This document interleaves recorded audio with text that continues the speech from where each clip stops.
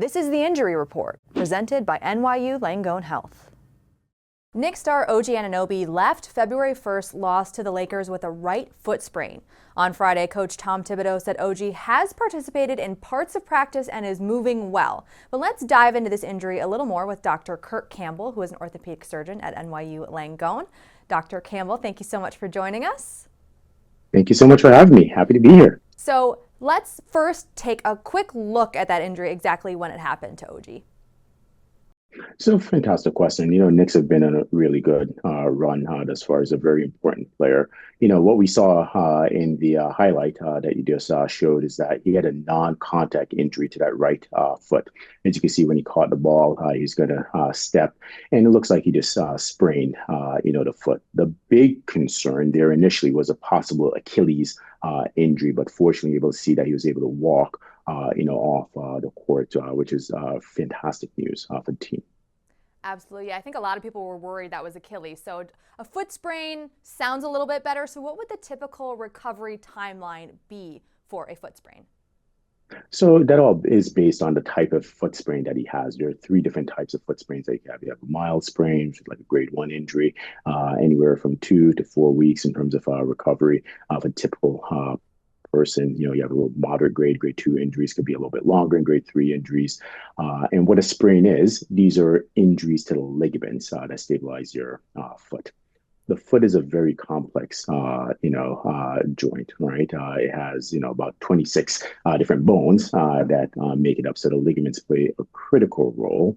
And the most common injury that you see in terms of foot injuries, especially in athletes, is a midfoot sprain, which, all indications is something that he likely sustained.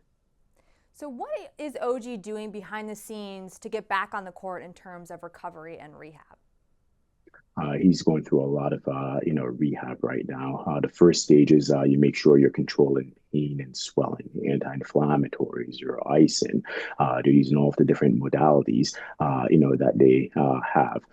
He initially had imaging, during the game. It was reported to be negative. Subsequently, it's been reported that he also had an MRI that showed a sprain. And, the most current reports is that, he's been, seen a limited participant, in, some of the training activities.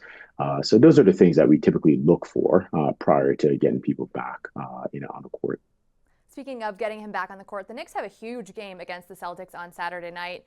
I know they would love to have OG out there. Is it possible he could play, or does it really make sense to let him rest because they have that All-Star break coming up? So really fantastic, question in light of the fact that All-Star break is coming up and he's such a critical player, for the team. I would anticipate that it's unlikely, that they would let him participate, right? I would try to, get him as much time to rest and recover from this injury, as possible. But, he's a very tough player, as we could tell from his previous elbow injury. He recovers quite quickly, so I still think it's unlikely, even with that kind of history of quick recoveries of him playing tomorrow. Yeah, and, this is a team they anticipate will be playing a long way through the postseason, so probably best to just really let him take that time to rest. So let's talk about for non-professional athletes, and does the recovery timeline and process differ for them? What would they be dealing with since they aren't surrounded by these medical staffs and all of that assistance? So for the everyday, athlete that, a lot of us sports medicine physicians treat in our office, recovery around the same timeline. Sometimes maybe a little bit more extended, a week or two, kind of based on how quickly the injuries diagnosed, how quickly the treatment, starts with. And it's also based on the grade of injury and the type of activities, that everyday athlete is really looking towards getting back to. So definitely they don't have the same training staff, the same support, the same equipment as a professional athlete. But, fortunately for these types of injuries, you're able to get back pretty quickly.